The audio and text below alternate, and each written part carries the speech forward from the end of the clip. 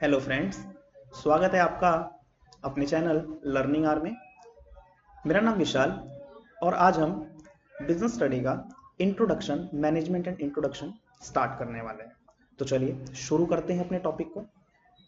सबसे पहले मैनेजमेंट का मतलब समझते हैं कि भाई मैनेजमेंट का मतलब क्या होता है। तो जब हम बात करते हैं मैनेजमेंट की, तो मैनेजमेंट का मतलब होता है ना, चीज़ों को मैनेज करना। तो चीज़ें मैनेज कैसे होंगी और क्या मतलब है इस चीज़ का। तो अगर हम सिंपल वे में बात करें तो मैनेजमेंट का मतलब होता है work done in effective and efficient manner. अब ये इफेक्टिव क्या है और ये एफिशिएंट क्या है, इसके बारे में थोड़ी सी बात कर लो। देखिए, इफेक्टिवनेस का मतलब होता है कि जब आप किसी काम को, किसी टास्क को ऑन टाइम कंप्लीट करते हो। और जब हम बात करते हैं एफिशिएंट की, तो एफिशिएंट का मतलब होता है जब आप उस काम को कम से कम कॉस्ट में कवर करते हो। तो चलिए देखते हैं डेफिनेशन क्या कहती है हमारी, और भी क्लियर तरीके से समझने की कोशिश करते हैं। तो देखिए मैनेजमेंट के बारे में क्या बोला गया है, कहता है it's refers to the process. Management जो है ना, वो अपने आप में एक प्रोसेस है, मतलब कोई एक सिंगल थिंग नहीं है, एक प्रोसेस है। प्रोसेस मतलब इसमें कुछ बहुत सारी एक्टिविटीज करी जाती है। Process of conducting the set of functions. किस तरीके की एक्टिविटीज करी जाती है, जैसे planning, organising, staffing, directing, controlling.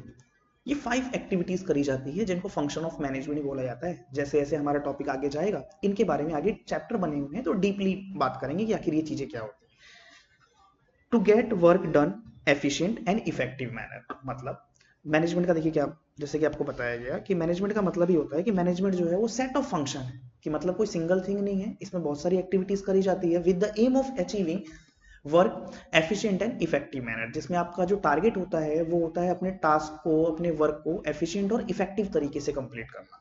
तो यहाँ पर ये दो वर्ड हैं, एफिशिएंट और ये इफेक्टिव। इनके मीनिंग को समझते हैं कि इफेक्टिव, एफिशिएंट का क्या मतलब है और इफेक्टिव का क्या मतलब है। जब हम बात करते हैं एफिशिएंट की, तो एफिशिएंट का मतलब होता है कि आपने जो काम किया है, जो टास्क किया है, उसको कम से कम कॉस्ट में किया है। अगर आप स्टैंडर्ड कॉस्ट, मतलब जो एक स्टैंडर्ड कॉस्ट रखी गई है, उससे कम पे अपने टारगेट को अगर कंप्लीट कर लेते हैं, तो ये कहा जाता है कि जो आपका वर्क है वो एफिशिएंट है। अब बात करते हैं इफेक्टिव की, कि इफेक्टिव का क्या मतलब होता है। तो इफेक्टिव का मतलब होता है जब आप किसी काम को ऑन टाइम कंप्लीट कर लेते हैं, मतलब जो एक टारगेट दिया गया, जैसे मान लेते हैं प्रोडक्शन मैनेजर को ये टारगेट दिया गया कि भाई आपको विद इन अ मंथ आपको 1000 शर्ट्स प्रोड्यूस करनी है, और मैनेजर ने एक महीने के अंदर 1000 शर्ट जो है वो प्रोड्यूस कर दी। तो इसका ये मतलब है कि जो आपको टाइम दिया गया था, आपने उस टाइम पे अपने टास्क को कंप्लीट किया है। जब आप ऑन टाइम टास्क को कंप्लीट करते हैं तो ये कहा जाता है कि आपका जो वर्क है वो इफेक्टिव है। और जब आप उसको कम से कम कॉस्ट में कंप्लीट करते हैं, जो स्टैंडर्ड कॉस्ट है उससे भी मिनिमम कॉस्ट में जब आप उसे कंप्लीट करते हैं, या अंडर स्टैंडर्ड कॉस्ट आप कंप्लीट करते हैं, तो ये कहा जाता है कि जो आपका जो वर्क है वो एफिशिएंट है। तो ये दोनों बातें मेरे ख्याल से आपको समझ में आ गई होंगी कि एफिशिएंट और इफेक्टिवनेस क्या होता है। ये बहुत इंपॉर्टेंट वर्ड है, यहाँ से ना एमसीक्यू के क्वेश्चंस के आने के चांसेस बहुत ज़्यादा होते हैं, या केस स्टडी आ जाती है कई बार, वहाँ से क्वेश्चंस के आने के चांसेस भी बहुत ज़्यादा होते हैं। केस स्टडी आ गई कि भाई मिस्टर एक्स जो है वो प्रोडक्शन मैनेजर हैं, उनको टारगेट दिया गया कि भाई विद इन अ मंथ आपको 1000 यूनिट प्रोड्यूस करनी है, और पर शर्ट की जो कॉस्ट है वो 100 आनी चाहिए। मिस्टर एक्स ने with in a month 1000 shirt जो है प्रोड्यूस कर ली, बट पर शर्ट की जो कॉस्ट आई है वो 110 आई है। तो इस केस में अगर ऐसा पूछा जाता है कि बताइए मिस्टर एक्स का जो वर्क है वो एफिशिएंट है, क्या उनका वर्क जो है वो इफेक्टिव है। तो जब हम बात करते हैं इफेक्टिव की, तो जी हाँ, उनका वर्क जो है इफेक्टिव है। इफेक्टिव क्यों है, क्योंकि उन्होंने ऑन टाइम टास्क को कंप्लीट किया है। लेकिन जब बात करी जाती है कि क्या जो उनका वर्क है वो एफिशिएंट है, तो हमारा आंसर हुआ नो, उनका वर्क जो है एफिशिएंट नहीं है, क्योंकि उन्होंने उसको स्टैंडर्ड कॉस्ट से ज्यादा पर कंप्लीट किया है। चलिए आगे बढ़ते हैं। नेक्स्ट टॉपिक है हमारा नेचर ऑफ मैनेजमेंट। देखिए नेचर ऑफ मैनेजमेंट बोले, फीचर्स ऑफ मैनेजमेंट बोले, बातें की होती है। कैरेक्टरिस्टिक्स ऑफ मैनेजमेंट बोले, बातें की होती है। Nature of management, features of management, characteristics of management, बातें की होती है। तो चलिए देखते हैं कि मैनेजमेंट के फीचर्स क्या क्या हैं। देखिए मैनेजमेंट का मतलब ही है कि वर्क को इफेक्टिव और एफिशिएंट तरीके से करना, मतलब काम जो है सिस्टमैटिक करना, कि टाइम पर भी हो जाए और कम से कम कॉस्ट में भी हो जाए। तो इसके फीचर्स देखते हैं कि मैनेजमेंट इज अ, फर्स्ट लिखा हुआ है आपका कि management is a goal oriented process, कि भाई ये ना गोल ओरिएंटेड प्रोसेस है। हर एक ऑर्गेनाइजेशन का एक अपना गोल होता है जिसको वो अचीव करना चाहती है। अब गोल्स तो अचीव तभी होंगे ना जब आप काम को सिस्टमेटिक तरीके से करोगे। तो ये एक ऐसा प्रोसेस है जो आपको आपके गोल्स की तरफ लेके जाता है। जैसे अलग अलग ऑर्गेनाइजेशंस के अलग अलग गोल्स हो सकते हैं। कोई स्कूल है, स्कूल का गोल हो सकता है अच्छी एजुकेशन प्रोवाइड करना। कोई हॉस्पिटल है, उसका गोल हो सकता है कि पेशेंट को अच्छी सर्विसेज प्रोवाइड करना। कोई इंडस्ट्री है, उसका गोल हो सकता है कि अच्छी क्वालिटी के गुड्स प्रोवाइड करना सोसाइटी को। तो ये सारी चीजें कैसे होंगी? ये सारी चीजें तभी होंगी जब आप सिस्टमेटिक तरीके से काम करोगे, जब आप प्रॉपर प्लान करके काम करोगे, उन प्लान्स को सही तरीके से एग्जीक्यूट करोगे। तो मैनेजमेंट को इसीलिए एक गोल ओरिएंटेड प्रोसेस बोला गया है। Second, management is all pervasive. देखिए ये ऑल परवेसिव का क्या मतलब है? ऑल परवेसिव का मतलब होता है कि जो मैनेजमेंट है ना, मैनेजमेंट के जो कंसेप्ट है, मैनेजमेंट जो है वो हर जगह एप्लीकेबल है। वो हर जगह क्या, हर जगह का मतलब होता है कि भाई मैनेजमेंट जो है हर टाइप के ऑर्गेनाइजेशन में यूज एप्लीकेबल है। चाहे वो आपकी बिजनेस ऑर्गेनाइजेशन हो या फिर वो नॉन बिजनेस ऑर्गेनाइजेशन हो। जैसे कोई इंडस्ट्री है, वहां पर भी मैनेजमेंट किया जाता है, प्लान किए जाते हैं, पॉलिसीज बनाई जाती हैं, स्टाफिंग करी जाती है, कंट्रोलिंग करी जाती है। और ऐसे कोई जो नॉन बिजनेस इंडस्ट्री है, वहां पर भी हम क्या करते हैं, यही सारे काम करते हैं। कोई स्कूल है, वो अपने हिसाब से प्लानिंग करता है कि क्लासेस कितने कितनी देर की होनी चाहिए, लंच ब्रेक कब मिलना चाहिए। तो एक हॉस्पिटल है, वो अपने हिसाब से प्लान प्रिपेयर करता है, उसको अपने हिसाब से एग्जीक्यूट करता है। तो मैनेजमेंट जो है ना, वो किसी स्पेसिफिक किसी एक इंडस्ट्री से रिलेटेड नहीं, ये एक ऐसा प्रोसेस है, ये एक ऐसी एक्टिविटीज है जो ऑल परवेसिव है। मतलब ये हर तरीके के ऑर्गेनाइजेशन में एलिजिबल एप्लीकेबल होती है, चाहे वो बिजनेस एक्टिविटीज हो या फिर वो नॉन बिजनेस एक्टिविटीज हो। चलिए थर्ड देखते हैं। थर्ड बोला गया है कि मैनेजमेंट इज अ मल्टी डायमेंशनल्स। कि देखिए भाई मैनेजमेंट जो है वो मल्टी डायमेंशनल फंक्शन है। मल्टी डायमेंशनल्स क्यों बोला गया है? कि मैनेजमेंट में कोई हम एक काम नहीं करते, ये मल्टी डायमेंशनल फंक्शन है। इसमें कई चीजों का मैनेजमेंट किया जाता है। किन किन चीजों का मैनेजमेंट होता है? जैसे अगर हम बात करते हैं तो मल्टी डायमेंशनल फंक्शन में हम मैनेजमेंट करते हैं वर्क का। आप काम का मैनेजमेंट करते हो, आप सोच विचार करते हैं कि भाई क्या काम करना है, कैसे करना है, कौन करेगा। आप मैनेजमेंट करते हैं लोगों का, किस काम को कौन करेगा। देखिए ये भी बहुत इंपॉर्टेंट है कि जब तक आप ये नहीं समझ पाओगे ना किस काम को करने के लिए किस पर्सन की रिक्वायरमेंट है, तब तक काम जो है सिस्टमेटिक तरीके से कभी हो ही नहीं पाएगा। फिर आप मैनेजमेंट करते हैं मैनेजमेंट ऑफ ऑपरेशन। ठीक है, मैनेजमेंट ऑफ ऑपरेशन का मतलब होता है एक सीक्वेंस डिसाइड किया जाता है कि भाई चीजें सिस्टमेटिक तब होंगी जब एक सही तरीके से एक सीक्वेंस को डिसाइड कर पाओ कि पहले क्या होगा, उसके बाद क्या होगा, उसके बाद क्या होगा।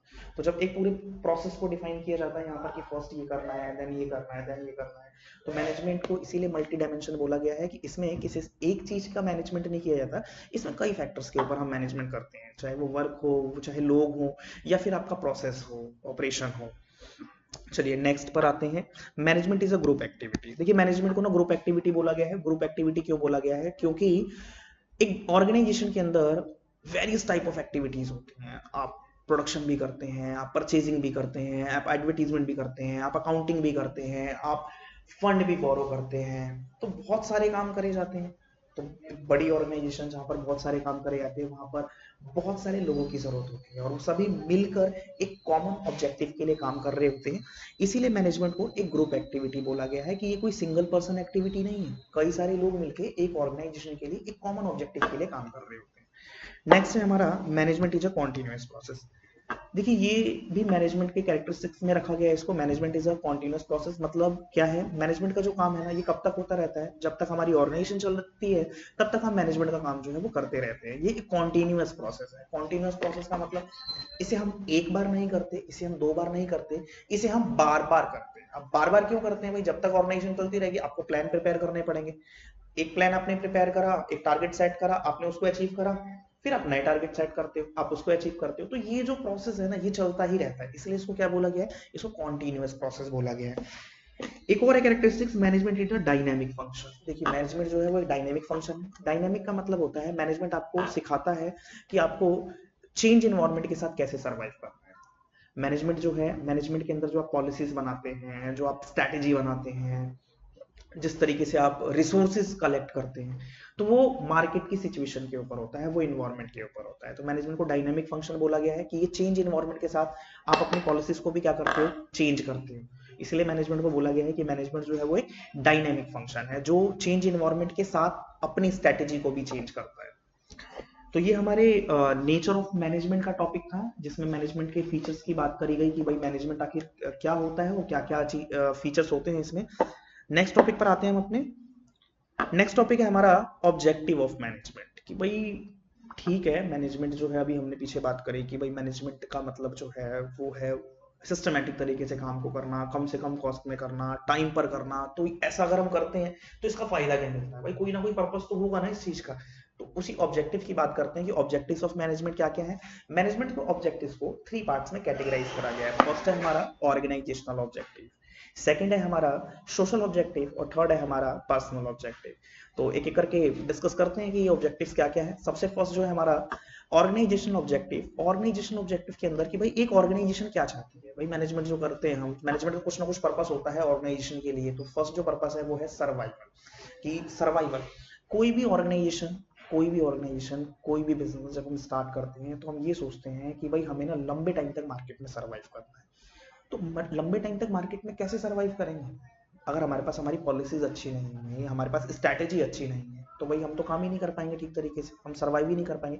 तो मैनेजमेंट इसीलिए किया जाता है for the purpose of long survival, कि हम ये चाहते हैं कि मार्केट में हम लंबे टाइम तक सर्वाइव करते रहे। क्योंकि जब आप सिस्टमेटिक तरीके से काम करोगे, कम से कम कॉस्ट में काम करोगे, ऑन टाइम काम करोगे, तो आप मार्केट की रिक्वायरमेंट को फुलफिल करते हो। तो इस केस में आप क्या करते हो, चांसेस होते हैं कि आप लंबे टाइम तक सर्वाइव करते हो। फिर क्या सिर्फ सर्वाइवल से काम चल जाएगा क्या सिर्फ सर्वाइवल से काम चल जाएगा? जब हम मार्केट में सर्वाइव करते हैं, अपनी एक पोजीशन बना लेते हैं, तो सेकंड चीज जो आती है हमारे पास कि भाई ये जो सिस्टमेटिक हम काम कर रहे हैं इसके पीछे हमारा पर्पस होता है प्रॉफिट जनरेट करना। तो मैनेजमेंट के ऑर्गेनाइजेशन ऑब्जेक्टिव का जो सेकंड पार्ट है, सेकंड जो टॉपिक है वो ये है कि भाई दूसरा जो हमारा मोटिव होता है वो होता है प्रॉफिट जनरेट करना। हर एक ऑर्गेनाइजेशन चाहे वो लार्ज लेवल पे हो या फिर स्मॉल स्केल पर रन कर रही हो, उन सभी का ही मोटिव होता है कि भाई कुछ ना कुछ ऑर्गेनाइजेशन से जो है वह अर्न किया जाए। तो वो कब होगा, जब आप काम को सिस्टमेटिक तरीके से करोगे, कॉस्ट को मिनिमाइज करोगे, तो फिर हम प्रॉफिट अर्न करते हैं। थर्ड है आपका ग्रोथ। ग्रोथ भी बहुत इंपॉर्टेंट फैक्टर है। देखिए कोई जो भी हम ये काम करते हैं, सोच विचार करके कर रहे हैं, पॉलिसीज प्रिपेयर करके कर रहे हैं, तो इसके पीछे पर्पस होता है हमारा ग्रोथ। हर एक ऑर्गेनाइजेशन चाहे वो स्मॉल स्केल पे हो या लार्ज स्केल पर हो, वो यही चाहती है कि भाई जिस लेवल पर हम काम कर रहे हैं हम अपने बिजनेस को एक्सपेंड करते रहें। तो एक्सपेंड हम तभी कर पाएंगे जब हम पहले से ही सिस्टमेटिक तरीके से काम करेंगे। जब सिस्टमेटिक तरीके से काम करते हो तो आप सर्वाइव करते हो, आपकी ग्रोथ, आप प्रॉफिट अर्न करते हैं, और प्रॉफिट अर्न के साथ साथ ही चांसेस होते हैं आपके, प्रॉफिट अर्न के साथ साथ ही चांसेस होते हैं कि आप अपने बिजनेस को इजीली क्या कर पाओगे, टाइम के साथ साथ एक्सपेंड कर पाओगे। चलिए ये तो थे हमारे ऑर्गेनाइजेशनल ऑब्जेक्टिव। अब हम नेक्स्ट डिस्कस करते हैं सोशल ऑब्जेक्टिव, कि भाई हमारे बिजनेस की ना कुछ सोशल रिस्पॉन्सिबिलिटी बनती है, हमारी ऑर्गेनाइजेशन की कुछ सोशल रिस्पॉन्सिबिलिटी बनती है। क्योंकि आप जो भी बिजनेस कर रहे होते हो, जो भी आपकी ऑर्गेनाइजेशन है, वो सोसाइटी के लोगों के लिए ही तो कर रहे हो, सोसाइटी के बीच में ही कर रहे हो। तो हमारी सोसाइटी की भी कुछ एक्सपेक्टेशन होती है हमारे ऑर्गेनाइजेशन से। तो यहाँ पर मैनेजमेंट की जिम्मेदारी बन जाती है कि सोसाइटी की भी जो एक्सपेक्टेशन है ना उनको भी फुलफिल किया जाए। तो सवाल ये उठता है कि सोसाइटी चाहती क्या है। तो सोसाइटी की जो ऑब्जेक्टिव है, इसमें आपका फर्स्ट ऑब्जेक्टिव आता है, फर्स्ट ऑब्जेक्टिव है प्रोवाइड एम्प्लॉयमेंट अपॉर्चुनिटीज, कि भाई समाज में रहने वाले लोग आपसे उम्मीद करते हैं कि आपका बिजनेस उन्हें एम्प्लॉयमेंट प्रोवाइड करेगा। और आप अगर अच्छे तरीके से काम करते हैं, आपका बिजनेस सही तरीके से ग्रो कर रहा होता है, तो आप सोसाइटी में रहने वाले लोगों को एम्प्लॉयमेंट प्रोवाइड करते हो। सेकंड है provide good quality goods eight cheaper rate, कि आपकी जिम्मेदारी बनती है, मैनेजमेंट की जिम्मेदारी बनती है, जब आप कम से कम कॉस्ट में काम को कंप्लीट करते हो ना, तो आपके लिए चीजों को बनाना सस्ता पड़ जाता है। अब अगर आपको चीजें सस्ती पड़ेंगी तो आप आगे फिर सप्लाई भी तो फिर कम रेट पर करोगे। और सोसाइटी को यही तो चाहिए कि अच्छी क्वालिटी की चीजें मिल जाएं रीजनेबल प्राइस पर। तो दूसरा हमारी मैनेजमेंट का सोशल ऑब्जेक्टिव होता है कि provide good quality goods at cheap rates, कि भाई सस्ते रेट्स पर अच्छी क्वालिटी की गुड्स जो है सोसाइटी को अवेलेबल करवाई जाए।